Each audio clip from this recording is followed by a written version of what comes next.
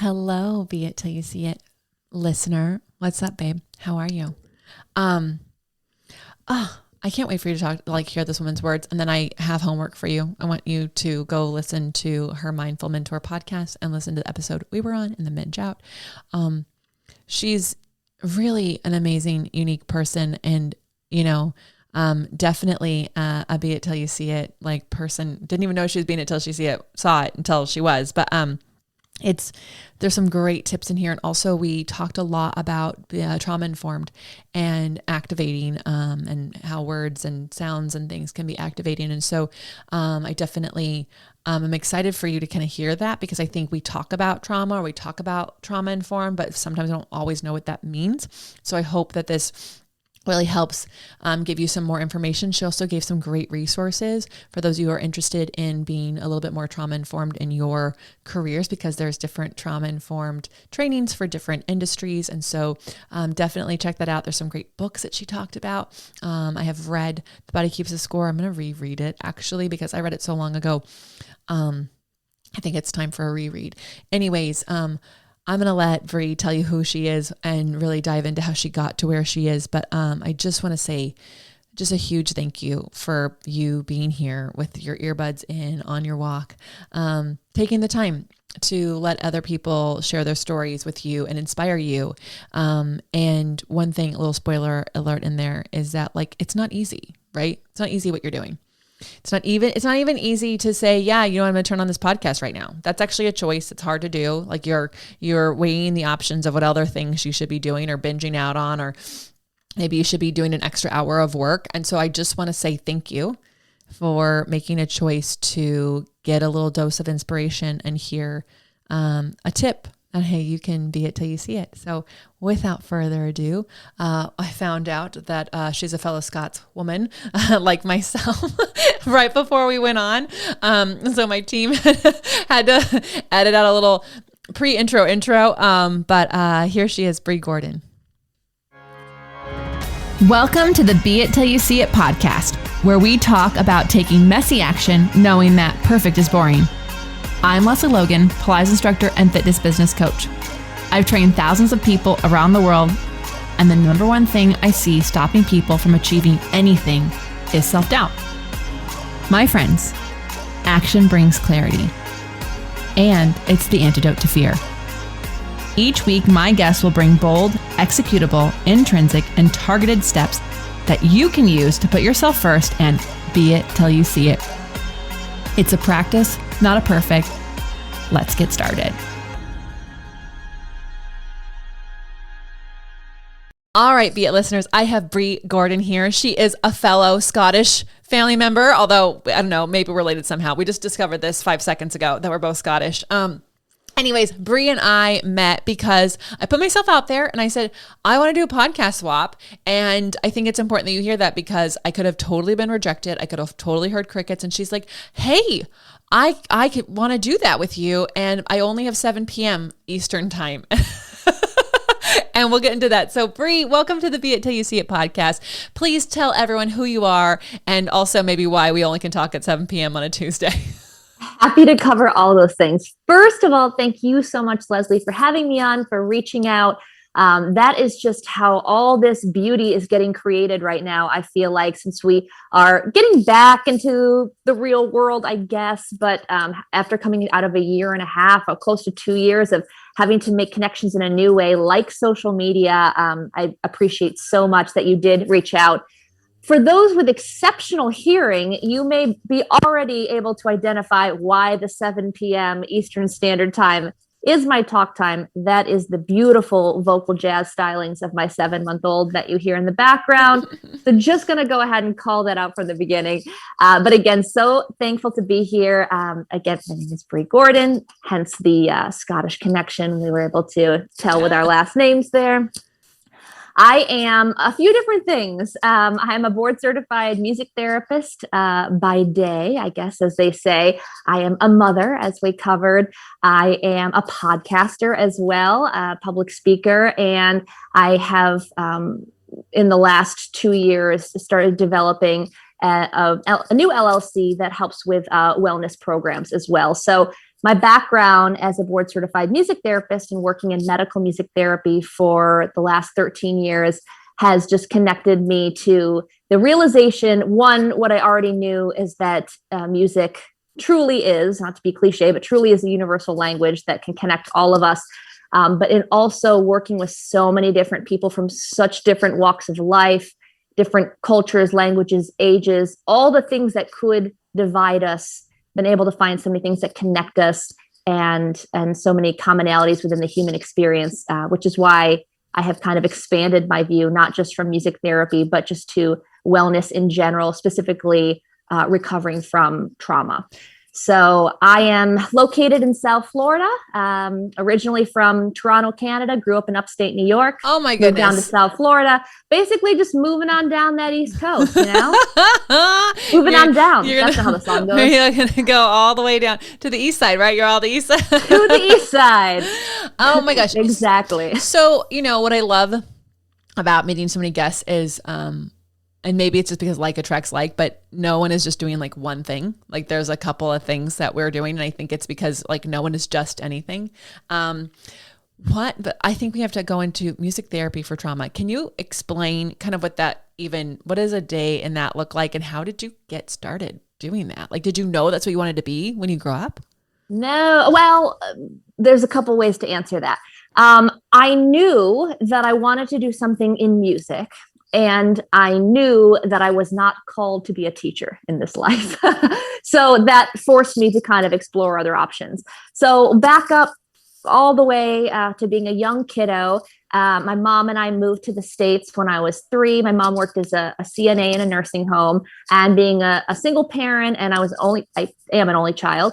Not always a lot of childcare options. So like days that I didn't have, daycare or school, I'd be going to work with mom. And so mom tells me, I don't have clear memories of this exactly, but of being in the forum of the nursing home as a 3-year-old holding court and just singing my little heart out. And I remember my grandma took me to a high school production of Fiddler on the Roof. And I'll just be honest, I come from where I grew up in New York, I'm part Scottish, part Dutch. So I grew up Dutch Reformed, and everybody around me was a Dutch farmer, and everybody looked the same and talked the same and worshiped the same. And so Fiddler on the Roof was a very odd choice for the local high school to do, but it was my first Broadway show. And I remember looking at it and saying, I want that. I want to do what they're doing. I want to be that free on a stage. I want to step into a new role and be a new person. At like 5, I was just like connected with that. So we had these home videos of me doing If I Were a Rich Man in my front yard. Like, this is how I would entertain. Well, I didn't realize truly that this was such an exceptional experience to be so comfortable with people outside of your generation, outside of your own life experience until later in life. So when I started to look up options for careers in music and realized music therapy was one of them, I had been working for my mom. My mom was working in home care, private home duty at the time. So I would help her out. So I knew I wanted to help people. I knew I wanted to be in music. So I went to school for music therapy, and everybody wanted to be with the kids. Everyone wanted to do early education, sit on the floor with the kids and play music. And I did not, again, feel called to that. So I didn't realize how special it was that I already knew how to bridge this gap between myself and someone different than me through music. So I started doing all the senior placements, and I did like geriatric psychology, locked units, hospice care, all these things. Eventually ended up moving to South Florida for an internship in hospice care and worked in that field for 7 years. And then went into private practice and started working in oncology and with seniors with Alzheimer's, dementia, all these things. Fast forward to 2018, when we had the tragic shooting here in Parkland at Marjorie Stoneman Douglas High School. And so I volunteered my time and got a team together to join our art therapists in the area to just create a space for this community. They had like 10 days to 2 weeks off of school. So for the students, the parents, siblings, all that, to come and have a space to just be, to just create, to feel safe, to feel supported. And out of that, I was hired to work with the students for the next few years. So I've done a lot of programming. Through that work. I'm so sorry to interrupt. Yeah. That's interesting, because I was looking over your bio and I'm like, how did you end up with trauma? And It's because trauma happened in their like backyard. Literally. I mean, people say that, right? It's our backyard. This was before we even knew what was going on. My staff was calling me, hey, I can't get to the site. The roads are blocked. I see all these flashing lights. I see all these media vans. I see helicopters. I can't get to, the after school program for kiddos with on the autism spectrum that's just down the road. So before we even knew what had happened, before we even turned on the television, I'm getting, calls from my staff. There's something big going on. I can't get to work. So once I started doing this work and studying more about trauma-informed music therapy, and basically what that means is that trauma-informed is a lens in which you treat through. So knowing that sounds, that images, that references, that things can be activating. And I purposely use activating instead of triggering because I work so much with gun violence survivors. We try to avoid any language. Again, just want to mention the 7-month-old in the background in case it's getting picked up. Just in case you missed the top of this podcast, that's what's happening in the background. And so anything that you are bringing in, and which music lyrics can be very activating, right? The sounds of drums being hit can be very activating. So having that lens and that education before walking into a room is really important. So through that work, I realized, well, I've been doing that all along. My seniors in hospice care and my memory care groups are World War II, active duty war veterans, Holocaust survivors. Again, I live in South Florida. We have the largest amount of Holocaust survivors in our community than I think anywhere other than New York City for the United States. I work in addiction recovery. A lot of early childhood or adverse childhood experiences that are traumatic that they have survived. So this whole time in my career, I really have been focused on working with individuals who've survived a trauma. Well, not only that, but then expand the worldview even further, which has led me into my newer project of the Mindful Mentor, is that's all of us. Yeah. That's not just someone I'm going to meet in a medical setting. That is all of us. And with COVID, we have all experienced collective trauma. Oh, I mean, that's the interesting thing. I have my therapist coming into my fitness business coaching group. At the time that we're recording this, it's like in 2 weeks. So when you hear this, everyone, it'll have happened. But the reason I'm bringing her in this time is to actually talk about how we have to stop living in survival mode, because COVID caused every business owner, caused every person to go into survival mode. And that's a great mode, but it's like a fifth gear. You're not supposed to live in it. Like, it's not good on the engine. It's not good on the mechanic. It's not good, right? Like, you would never do that with your car. But I see all these business owners, I see all these women, especially like in the survival mode. And that is also traumatic to, like, it's you just don't see things happening in the same way that they are when you're in that mode versus when you're not in that mode. So I have her coming in, but you made this excellent point that we've had this collective trauma. And I guess, like, I'm for the first time doing a training that is a trauma-informed training. It's a trauma-informed breathwork training. And it's actually really interesting for me because, you hear these things that you can be activating towards people, or using the word that's commonly used, like you could trigger someone. And it makes a lot of people go, well, then what do I do? And how do I do this? And then how do I act? And then it's like, well, how do I be it till I see it? If I could actually accidentally do this. And so it's like, how do you went into the space in 2018 without really, like, it's not like you had ever worked with a situation like that in the past. So how did you do that? And like, is there maybe there's a way we can all, like, learn something through your experience when it comes to, like, how do you act in a place that you don't know how to act or how to do or how to heal? That's a really great question, and actually so fitting to your show that I didn't even think about beforehand, because truly that's what I was doing. I didn't even know, I've never heard of trauma informed at that point, to be honest with you. So I was being it till I saw it in that moment. And what that led to was actually partnering up eventually with our music therapist, who's been working with the children in Sandy Hook and in Connecticut. And then we were able to give trainings at our national conferences. But before I got to that point where I'm helping others, I'm thinking, gosh, this is totally, and again, at the moment, I really did think fresh and new, and I've never done anything like this before. So I had to just show up right? First of all, I had to know if I was the right person. If I truly could not handle this, there was a transference issue, meaning that there was something coming up that was too strong within myself that I was not able to be present for the students, then I needed to find another therapist that could do that. So there is a point where you're not always going to be the best fit for every situation, right? But on this one, it did feel comfortable for me to be involved in. I was able to not set aside my feelings, but just kind of honor what it was coming up in me and then address that in the appropriate place, which meant going to trauma-informed therapy for myself, honestly, to be aware of what was coming up with me. Working in this is heavy, right? These are students who have survived an extremely traumatic event. They are wanting to walk through it with you through song lyric, through discussion, whatever way that comes up, through music, whatever way it is. And as the therapist, you need to know how to be present first and foremost, and second, know how to handle what's coming up for you. So I was really fortunate in that I had a team of therapists that I worked with. So we were meeting for supervision like 1 to 2 hours every day.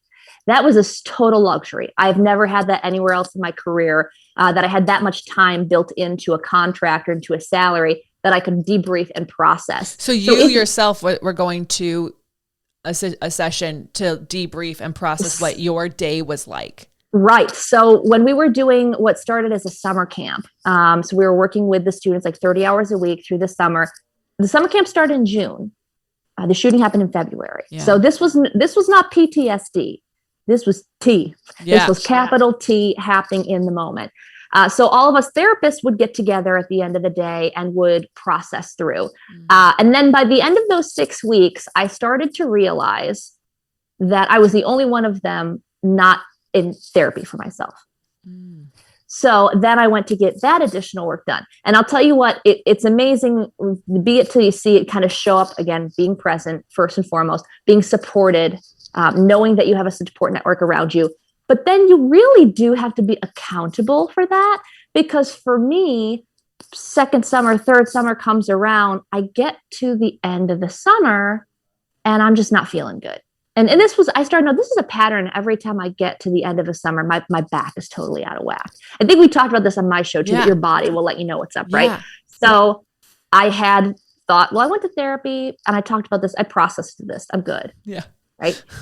I feel like anyone listening is like, oh yeah, I've been there. I'm like, I did that already. Check. I did. No, I took care of that. Yeah. Like I already did that. So not feeling good. Suddenly I'm like walking with a cane, not terribly normal for someone in their early 30s.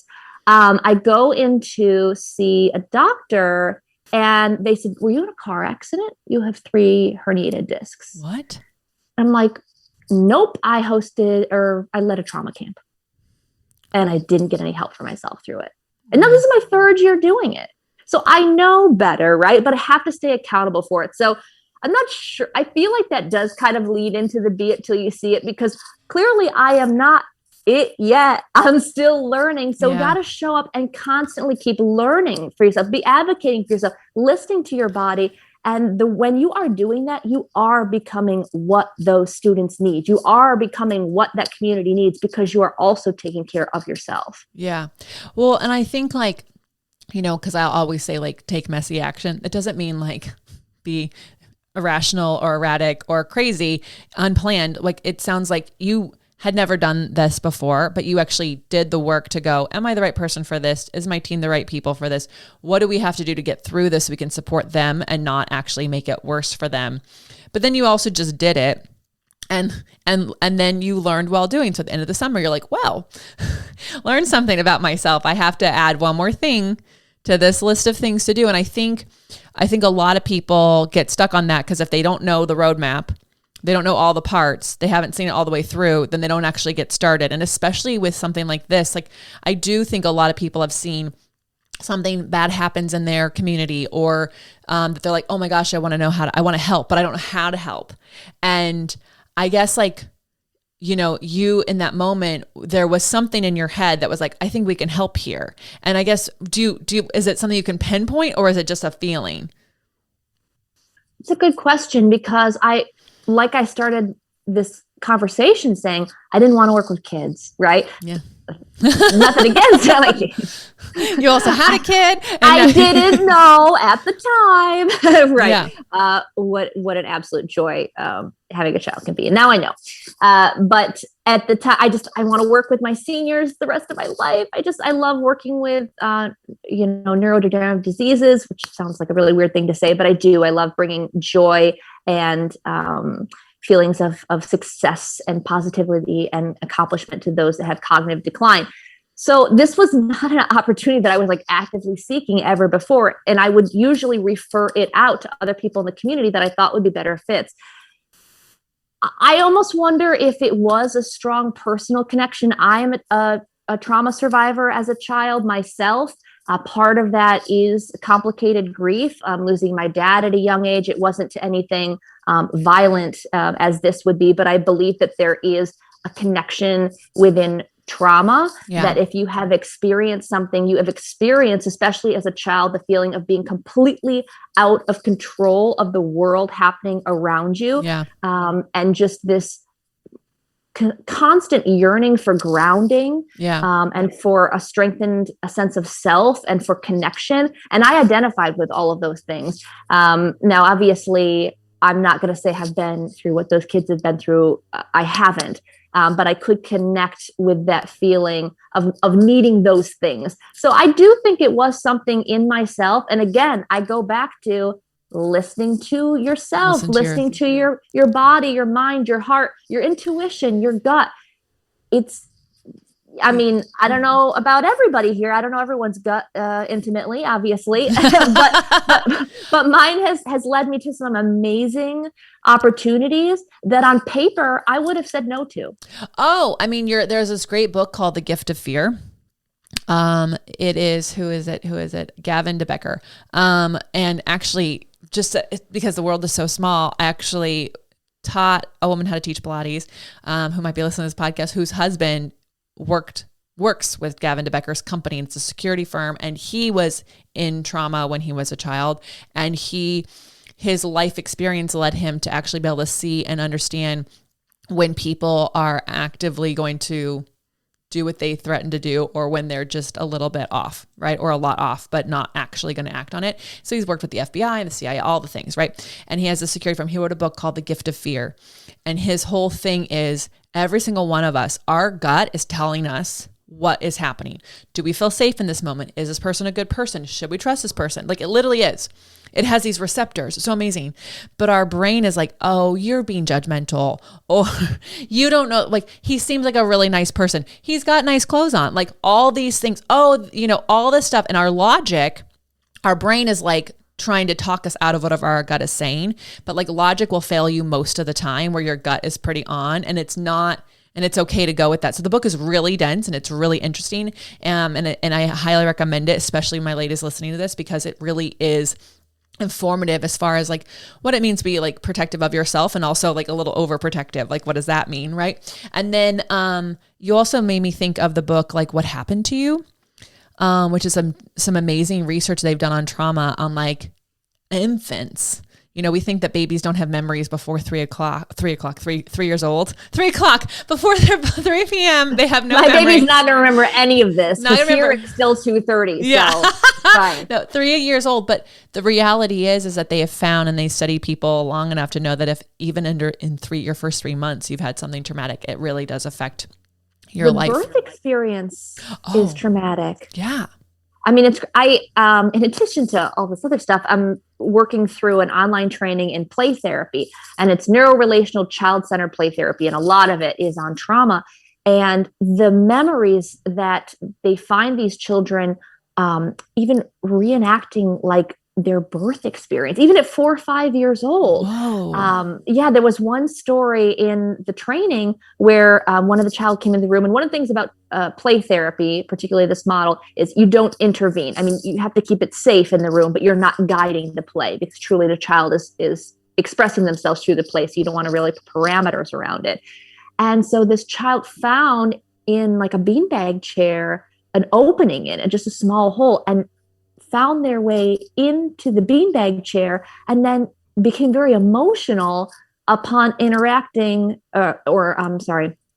playing out coming out of the beanbag chair. And what she realized when talking to the parent was that there was a traumatic birth experience. Now, this is like a 4 or 5-year-old. That's so crazy. That's so amazing and crazy. It's like, incredible, right? Yeah. And I don't think I'll ever forget that story because, as a clinician, but now also as a parent, I'm thinking, you can go crazy thinking about, are you going to remember this? Did I just ruin you? Like, how much am I going to have to pay for in therapy for this? Like, I think today's parents who are very aware of therapy are very much aware of like, oh my God, how much is this bill going to cost? Like, I just yelled at them. Whereas like, I don't know, you and I are a lot the same age. Like, I don't think our parents worry about therapy. I'm to be honest. The first time my stepson came home, and he won't listen to this, so we're fine, but he comes home and I'm nursing my baby, and he's 18, right? The poor kid didn't ask for any of this. He's super sweet. He's like our babysitter extraordinaire. They have the best relationship, but he walks in the house and I'm just like, I can't even afford what I'm going to have to pay for this later in life. I'm so sorry. Like, this is your life now. We got boobs out. I apologize. Oh, you know what I do find though is like, men with like younger siblings or sisters are a lot easier around women as they're older. Women who, especially if they end up marrying a woman, I think everything's a little less weird, more normal. So I think it's, I think it's good for him. There's a sensitivity that comes along with it for sure. Yeah, but also, like it's, when I see people freak out, this has nothing to do with this podcast, everyone, but like something that angrifies me the most is when I see those people who get upset at someone breastfeeding in public, but then they're the same dudes who oogle and ogle over a girl wearing a too low cut of a top. And it's like, I'm really confused. You don't like it when they're out, but you do like it. Also, did you just not get cow's milk in your cafe, latte, whatever? I mean, like, I know. And I didn't get it until I was in this experience. I was just kind of like, oh, whatever. I didn't really have an opinion about it. And now I'm like, no, this is actually the most natural, normal thing. Anyway, that's a whole other podcast. It's another thing. So, okay, I want to talk a bit about, I want to definitely get into what led you into your own podcast. But before then, for people who are intrigued by trauma therapy, being trauma informed, is it as easy as Googling like trauma informed trainings near me, or is there a book list or a place on your site where people can get this information? I just want to make sure that people who are intrigued by being trauma informed, because it is freeing when you actually understand it a bit more than when you just hear like, oh, your actions could trigger something or activate something, like, especially for let me just explain. We have Pilates instructors who listen to this a lot, and they touch people. And when they hear like, oh, make sure if you touch them in a class that doesn't expecting it, that could be activating or triggering. Like, it makes them go, am I allowed to touch? What am I allowed to do? And I have found in doing this trauma informed training, even just so it's a breathwork training, that I have a lot more, since I have awareness around it, I also have a little bit more freedom. I'm like, what is acceptable and what isn't, and how do you work with that? And so where can people go who are intrigued by this and ready to learn more? For sure. First of all, awareness and informed implies curiosity, right? And the best place to begin your curiosity is just asking your patient or your client, are you comfortable with this? How does this make you feel? Can I do this? I think I am going to give you some great resources in addition to that, but really each person is unique. Their trauma experience is unique. They're going to have different responses to it. So I would say treating as a very individualistic experience is just a great way to start before you can read the books and do the trainings and all of that. As far as books go, the absolute Bible on trauma-informed care is The Body Keeps the Score, which is by Dr. Bessel van der Kolk. Good Dutch name and a fabulous resource, since we're going back to heritages today. Yeah. That is just a great place to start. And it connects to so much of what you've already been talking about with the focus on touch and on breath and on knowing your own body, because it's true. It is stored and that's why I tell you my story about herniating the discs in my back, because I could go and, like I said, I've traveled all over the country talking about this, and yet that is still happening to me. So we can read all the resources in the world, being aware of your own body, because it's true that our body does keep the score of what we have experienced, what our emotions have experiences, what we physically experienced, psychologically, all of that. Yeah. Beyond that, for trainings, I would say to look into something specific to whatever your industry is. So there's not going to be like a one-stop shop for trauma informed. So for myself, we have a training for music therapy. For Pilates, like you mentioned, there's a training for breath work, things like that. Even if you're in the corporate world, I've seen that there are corporate trainings for being an employer that is trauma informed, which I think is Wow, that's amazing. I love that. Yeah. So even if you're just you're not in a helper profession or in therapy or anything like that as a profession, but you're in the corporate world, financial, marketing, whatever that looks like. I think marketing actually is a great area to be trauma informed. Yeah, I think so. Right. Just to think about your messaging and what you're actually promoting and, or how to do it, how the best way to do it in a sensitive way. So, but like I said, just for getting started today, for making one trauma-informed decision today after you stop listening to this podcast, if there's someone in your circle, a family, friend, community member, client, patient, whatever it is that you have that concern with, that you think that they might be activated in a way, ask them. Yeah. Talk to them, find out from them personally. And I'll be willing to bet just making that step of that awareness and curiosity and compassion to connect with them, you're already going to start bridging that gap without taking it even a step further. I agree. I think that's, also something that is easier to do, not easy, but as easy as that is, like, if people are talking about how they're feeling, you can also just listen. You don't have to actually you don't have to agree. You don't have to ask. You don't have to say, I see that in you as well. You don't have to, you could just if they can just talk, and you can just sit there with your eyes open and hold the space. And then you can ask them, do you need more time? And if they're like, yeah, then they can keep going. And if they don't, they'll go, okay. And then you can also just move, you can keep going. Right. So I think people are like, oh, I have to have a conversation with them. And one of the things that we're doing is being a feeler. And it's kind of amazing when you just let someone talk about how they're feeling and then you don't say anything. And then we ask if they want a pop out question, which is what's your favorite color or whatever. And, it kind of brings it back, but it's kind of amazing. If you just let people feel what they're feeling, it doesn't have to keep going. The feeling can have its moment and it can pass like a cloud, not that it's over, but there's some interesting things with that. I think we can all learn little bits and tell, because, everyone has their own thing. And I think a lot of people listening to be all or nothing. It doesn't mean you have to go all the way today, but you can start with curiosity and asking. And I love that tip. Thank you for sharing that. Okay. So you have a podcast, Mindful Mentor. Yes. Yeah. I've been on it, y'all. It was a freaking great conversation. So you're going to go listen to that. You are awesome. Yes, you are. Let me just say, we're not going to say we invite you. No, you have to go, because Lesley, you're incredible. And you brought so much, just clever wisdom. I don't know if you've ever been told you have clever wisdom before, but that is how I walk away from this. I felt renewed as an interviewer, even just talking to you and just as a person. So I just want to thank you and honor you again for your gift you gave to the Mindful Mentor, because everyone who listens will be blessed by that. So thank you. Words of affirmation is my love language, and clever wisdom is going in the next bio. So done. we're gonna put that in there. I'm always looking for new words to go in there. So what made you start a podcast? Because as someone who started one, it is a lot of work. That you maybe are like, I do lives all the time. I'm just going to do this. And then you're like, whoa, there's some steps in here. Yep. So yes. What made you start it, and what are you excited about with it right now? Yeah, thank you. So my background was in live radio, which I started as kind of a marketing arm of my creative arts therapy practice, which is creative arts therapy is the Palm Beaches. And so we staff and develop music and art therapy programs for medical and educational and community-based programs. So we were kind of using the radio show as a way to interview different individuals in the community, but also outside in the national, sometimes even international people, to call in and interview about creative approaches to healthcare and to education. That's so anyone that had kind of it was really neat, a different, out of the box idea of how to reach people. Because as we talked about, everybody is individual. So sometimes programs that are so structured aren't going to meet everyone's needs. So I did that for several years and I loved it.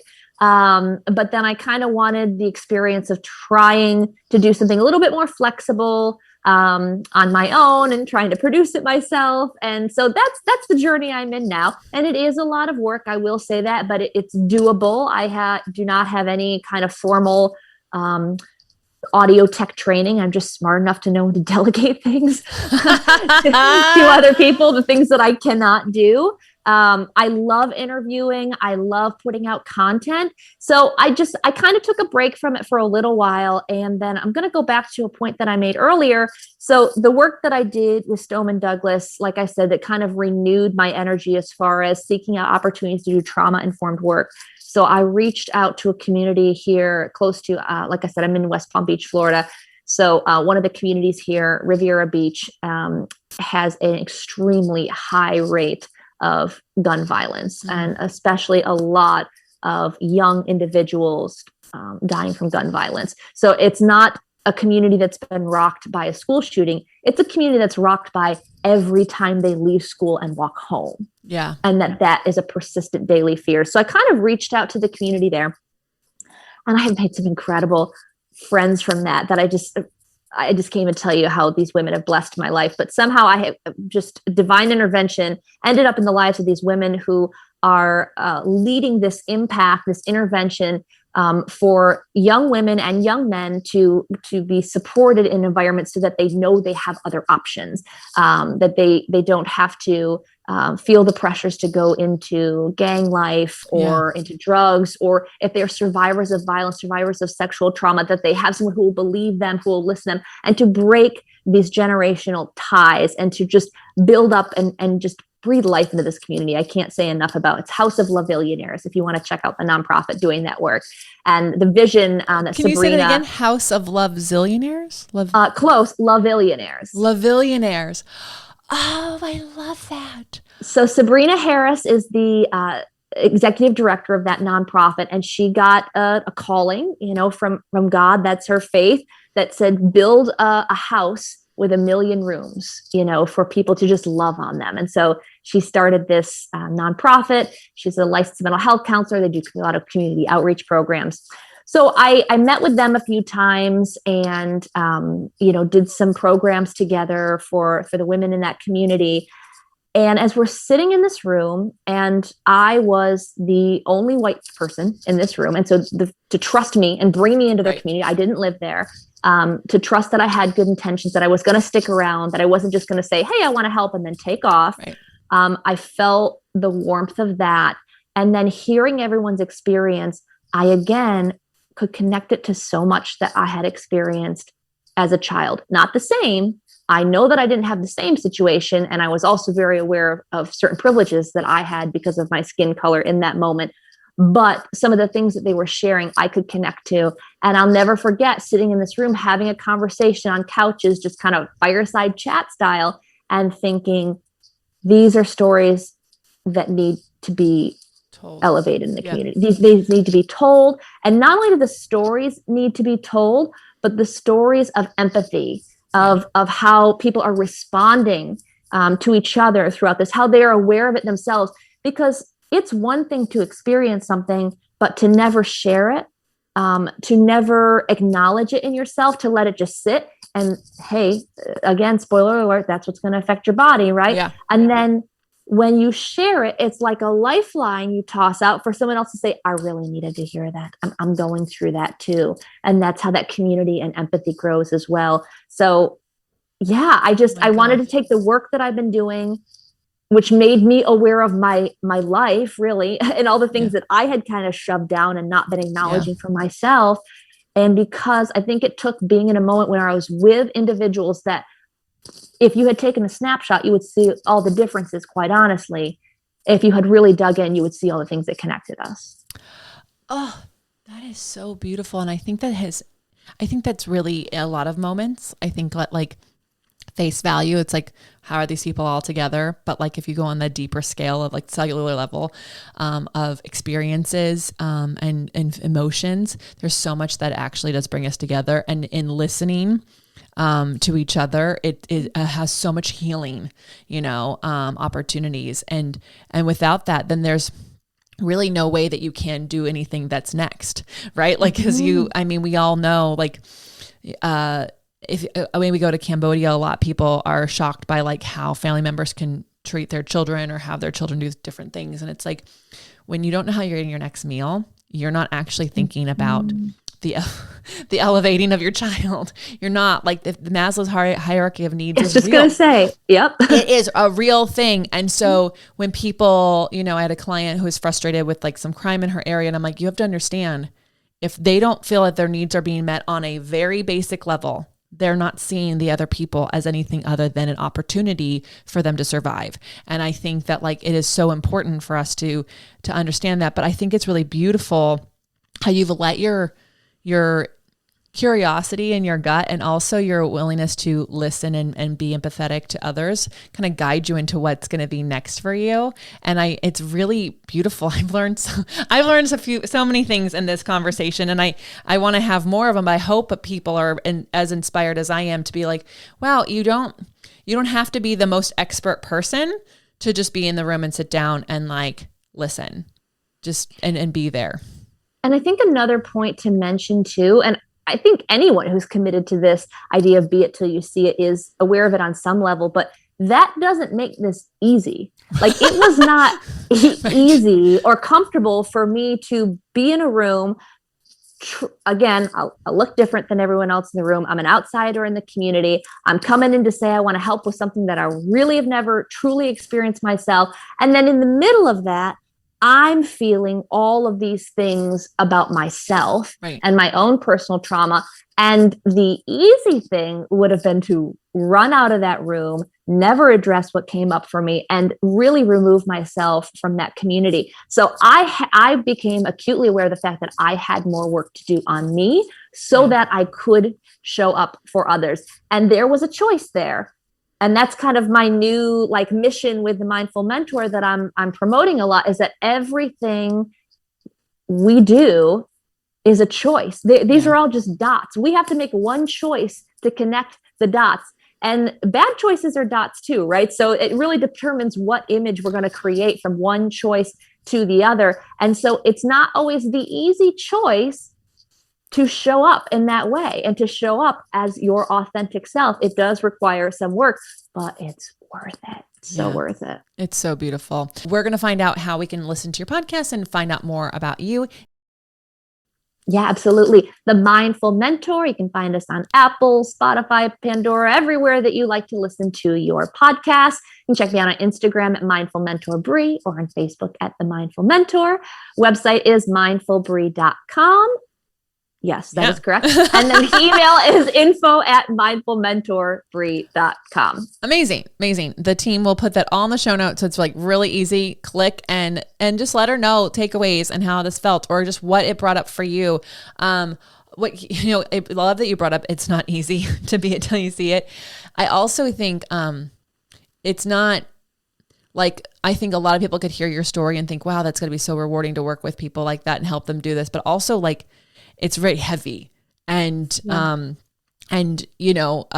not like you go home every day with a badge that goes, I helped people today, Can I have a cookie now? I helped someone today. Yeah. So I just want to say thank you for being someone who does that.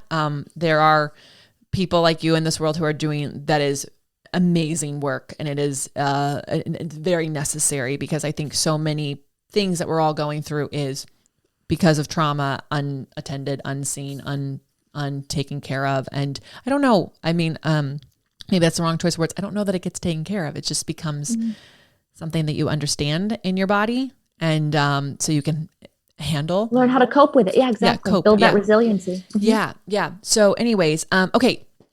Ask everybody what are some be it till you see it tips to prioritize yourself?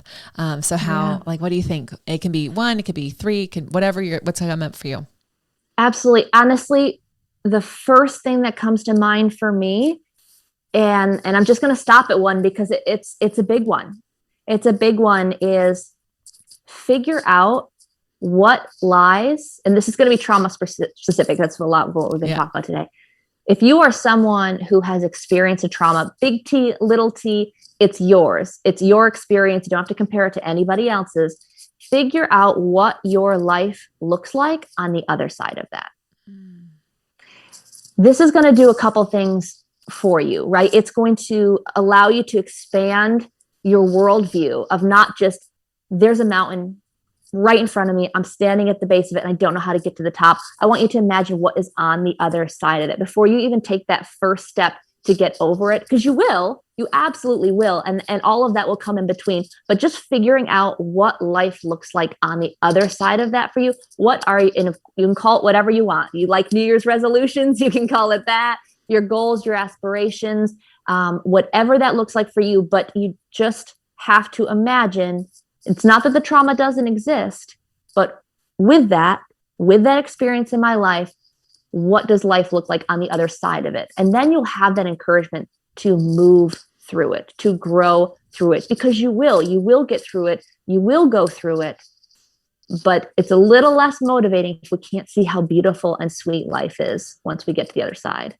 Oh, I think that's so beautiful, because it's true. I mean, like it makes me, I mean, I also think like goals, visions, everything, like if you can't picture what it's going to be like, it's really hard to go through the hard stuff. Because you're like, when is this going to end? What is the point? Why am I doing this? It was easier just to live through the other way, you know, and it is like going through big T, little t trauma, or just going through any goal in general.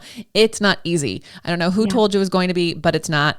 And then, you know, but if you know what sweetness is at the end, as you mentioned, it does give you a little bit more drive. It gives you a little bit more incentive, a little bit more reason to take that next step. Yeah. And it gives you that downward slope on the other side of the mountain, the easier side, right? Like otherwise you're just still climbing and it's exhausting and it's hard. And part of that climb is involved for sure. But we want to see what that other side, when that dream's in sight, looks like. So beautiful. Bree, thank you so much for being here and sharing your words and your journey. I think it's really inspiring. Amazing. And everyone, please listen to the Mindful Mentor podcast. You can start with our episode. So, you know the voices, but then binge out, because I think you're going to learn.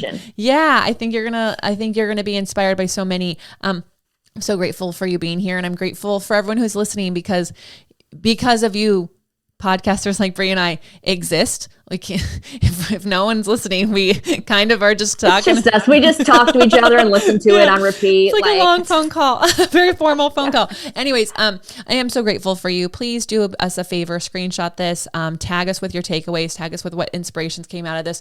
And, you know, even if you just text it to a friend who needs to hear this, who's had curiosity in that way, that is also amazing. But we do love seeing your takeaways, what landed for you. And until next time, be it till you see it. That's all I got for this episode of the Be It Till You See It podcast. One thing that would help both myself and future listeners is for you to rate the show and leave a review. And follow or subscribe for free wherever you listen to your podcast. Also, make sure to introduce yourself over at the Be It Pod on Instagram. I would love to know more about you. Share this episode with whoever you think needs to hear it. Help us and others be it till you see it. Have an awesome day. Be It Till You See It is a production of As the Crows Fly Media. It's written, produced, filmed, and recorded by your host, Lesley Logan, and me, Brad Kroll. Our associate producer is Amanda Fraterelli. Kevin Perez at Disenyo handles all of our audio editing.